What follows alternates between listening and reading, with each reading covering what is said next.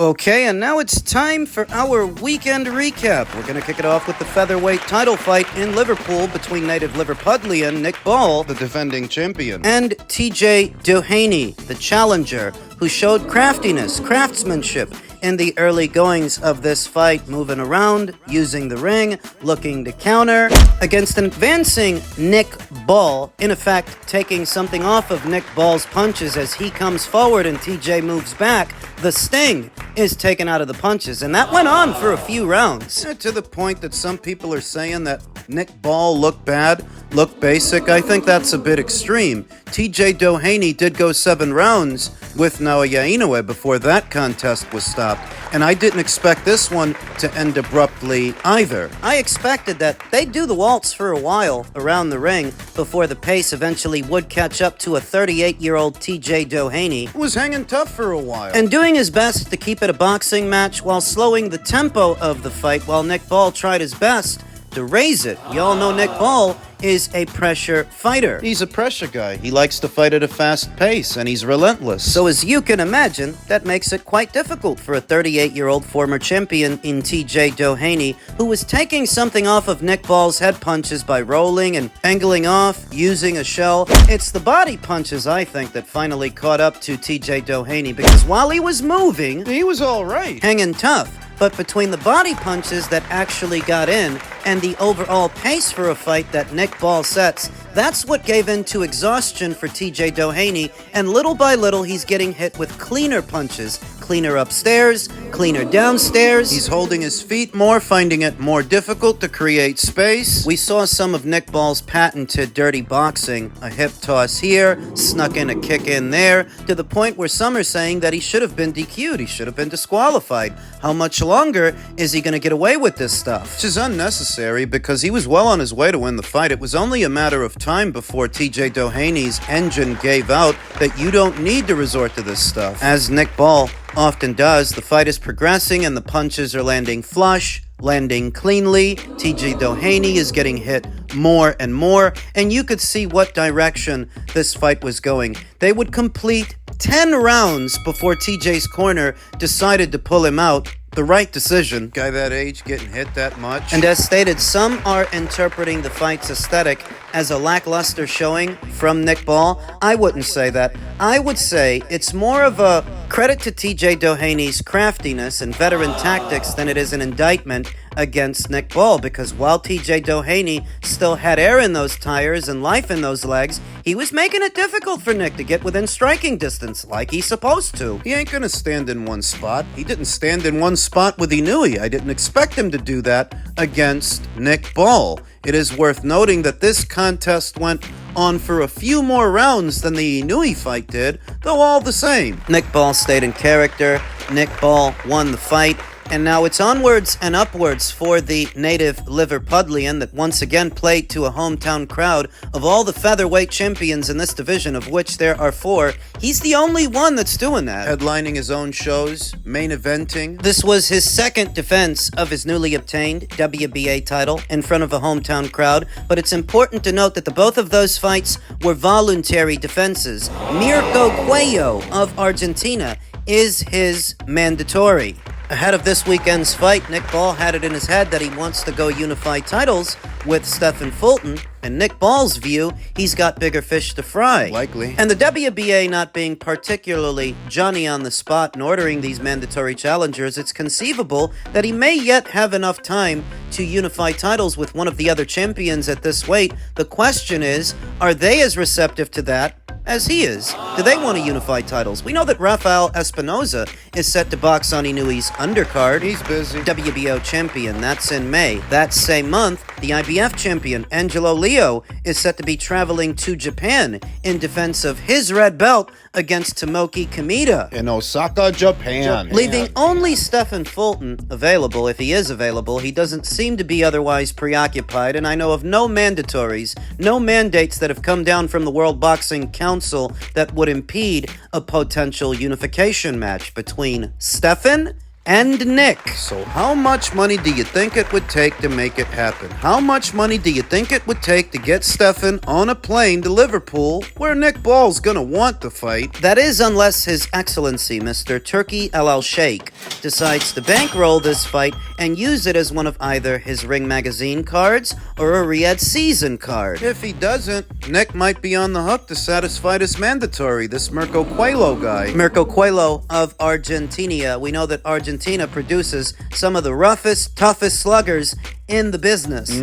One that Nick Ball may have to deal with in the foreseeable future if he cannot secure a unification match to circumvent this mandatory. Elsewhere in the world of boxing later on in the day, Amo Williams took on Patrice Volny for a lesser version of a WBA title in the middleweight division. His first fight since his knockout loss to Hamza Shiraz. In what was a spirited effort at the start, lots of persistence and lots of pressure from Amo Williams against the more statuesque Patrice Volny, crowding him on the inside, ripping combinations, body shots, very fast, very sharp, showing good variety. But as is customary in an Amo Williams fight, he starts to lose his shape, starts to lose his form. He's quite the physical specimen. He's got some tools. I was actually a little bit surprised how well Patrice Volny was taking those punches, absorbing them, and I don't know if that's an indictment against Amo Williams' power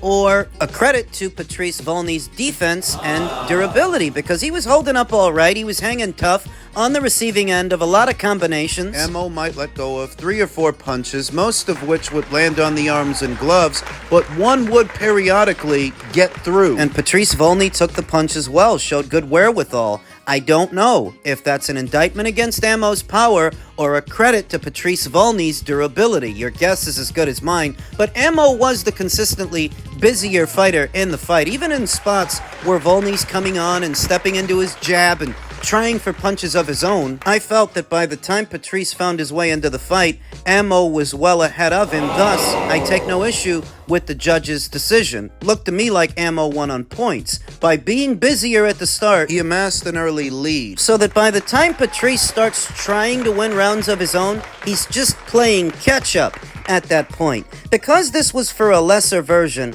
of a WBA title, that tells me that Amo and his team are targeting an Erislandy Lara fight. Erislandy Lara, this division's reigning WBA champion. A 2-weight champion overall, but a guy who's getting up there in age and long in the tooth. If Amo Williams can be just as busy and just as persistent as he was yesterday, mindful of the counters, He can beat Erislandy Lara. He can outwork the old-timer. But as stated, he's got to be mindful of the counters because Lara can punch. He's a bigger puncher than he's given credit for. And you don't want to be on the receiving end of one of those shots. So what Amo's got to do is be busy, but be responsible at the same time. Tighten up. Amo's best punches are his bent arm punches. Those are his short hooks, his uppercuts, his body shots within close quarters. Whereas Lara, characteristically, his best punches are his straight punches. He needs more room to work to generate that power, and Amo can't give it to him. He's got to crowd him, he's got to smother,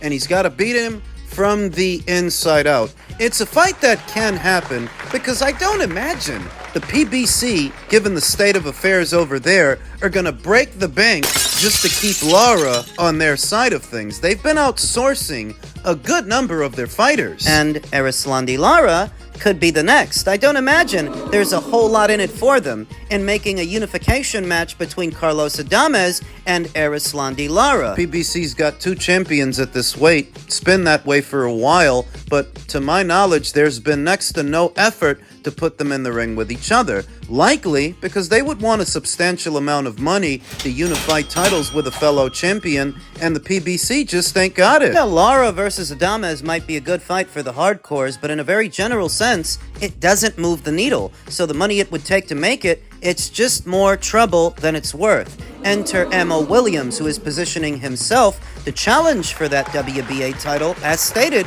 it might actually go down. Because doing a unification between Lara and Adames ain't worth it. Yanni Beck is otherwise preoccupied. He's about to defend his title against some guy in Kazakhstan. Emo's got to be busy. That's the ticket. Against an aging fighter, an aging champion, not dissimilar from what we saw in Nick Ball versus TJ Doheny. You have to up the tempo and keep it there to make the old guy feel like an old guy, look like an old guy in the eyes of the judges. Activity is the ticket to wear out the old-timer, but as stated, because the old-timer's got some pop, you have to respect it. You have to be responsible with your output. Tighten up. It was a good little fight yesterday in the middleweight division. It actually ended quite abruptly, earlier than most boxing matches on a Saturday night, which for us old guys was a breath of fresh air. That we ain't gotta be up till the wee hours of the morning to see these two guys fight for a WBA intestinal title or intergalactic.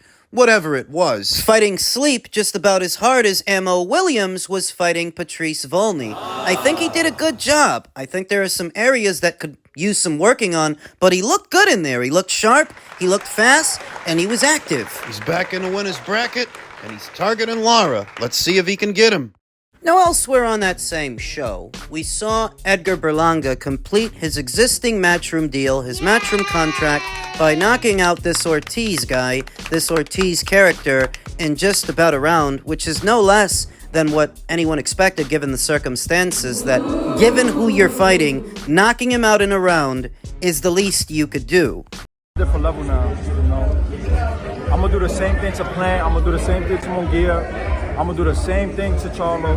You know, I got dynamite in these hands. And like what Floyd Mayweather told me, he said, yo kid, you got dynamite in them hands. Just let them shit fly. Nobody's gonna stand there with you. Nobody. You hit too hard. You're too smart. Claims that he's on a different level now for knocking out this Ortiz guy, who spent about 10 years in prison for armed robbery and only returned to the sport of boxing in March of last year. Edgar has no situational awareness. This is a guy who basically took a victory lap after losing a lopsided decision to Canelo Alvarez. Only surviving because he spent the entire fight running from Canelo, who was noticeably smaller and older. Edgar only stayed in the fight by not fighting, so that he could lose a lopsided points decision, come back and fight this guy. Now claiming that he will do the same thing to Jermall Charlo, to Caleb Plant, Jaime Munguia, and whoever else. The future is uncertain for Edgar because rumor has it that he's going to be crossing over from Matchroom over to MVP. Mixed signals in the post-fight interview. Eddie Hearn was there, and I could have swore that Eddie Hearn was still promoting this guy. We know that there have been a few barbs traded in the build-up of this weekend's fight between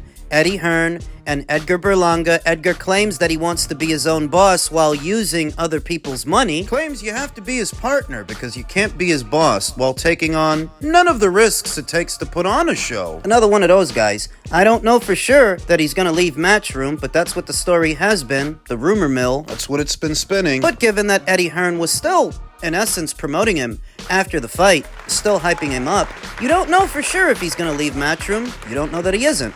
On the predication that he does leave Matchroom for most valuable promotions and ends up on the Netflix platform. It's a big platform. Bigger than DAZN. One of the biggest out there today, which makes those aforementioned fights with a Jermall Charlo or a Caleb Plant, maybe a Jaime Munguia, viable, since Netflix has more than enough money to make those fights a reality. And Edgar Berlanga is beatable enough that a fighter might so decide to cross the street for a big bag, for a one-off, if he were to go over there. That is the advantage of pairing up with most valuable promotions and potentially fighting on Netflix. A lot of these fights become distinct realities. Now, If he stays with Matchroom, the situation becomes more complex. It could. Just found it nauseating what the rhetoric has been in the buildup of this fight. Edgar Berlanga insisting that he is somehow a star now, or that he is somehow a boss now. Boss or what? That he has the kind of star power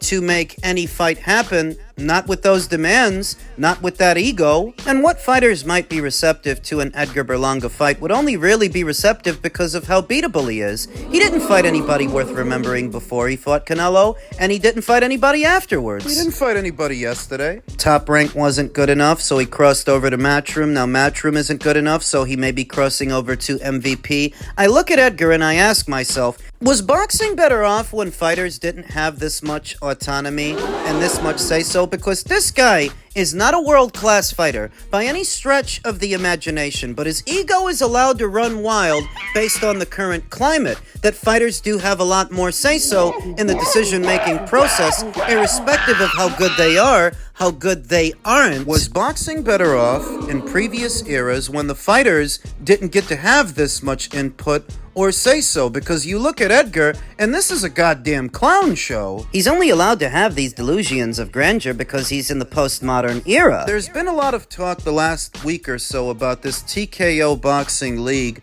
Dana White, and how he treats his UFC fighters, how he pays them. Can we expect to see that in this boxing league? What does that have to do with Edgar? Dana White's methodology prevents any Edgar Berlangas from manifesting within the borders of his UFC. That a fighter as limited and lackluster as Edgar Berlanga could have been guided by anyone to $12 million? That is $12 million too much, because he ain't that good a fighter. The fighters and their respective managers are always trying to find a way to game the system, game the promoters, game the networks, and then you look at the state of American boxing, never mind what's happening outside of the country. The decline we've seen over the years, fighters these days are actually getting paid more than fighters used to, but they're less talented. A fighter like Edgar Berlanga would have never finagled a $12 million payday in previous eras of boxing because he simply didn't have the talent to do it. Whereas in this one, because the fighters have more say-so, more bargaining power, he gets an obscene amount of money for talent he doesn't have. And now based on that, his ego is out of control. So you start to wonder if things weren't better when the promoters had more say-so, the fighters had less. But the market was more fertile, and the audience was more receptive. Talking about previous eras of boxing, well, boxing was bigger in this country in those previous eras. And in those eras, a fighter like Edgar would never have been allowed to make that amount of money. It wouldn't have happened. See broadcasters pulling away from the sport of boxing because it's too unstable, the fights are too expensive to put on, they're not getting back what they're putting in, and a fighter like Edgar almost immediately comes to mind. The fights are a lot more difficult to put together, they're more expensive, it's more risky for everybody, and it's all to satisfy this guy's overblown ego. He's not even that good. Not that good. He's not good at all. I look at Edgar Berlanga as being part of the problem that this country's domestic boxing scene faces.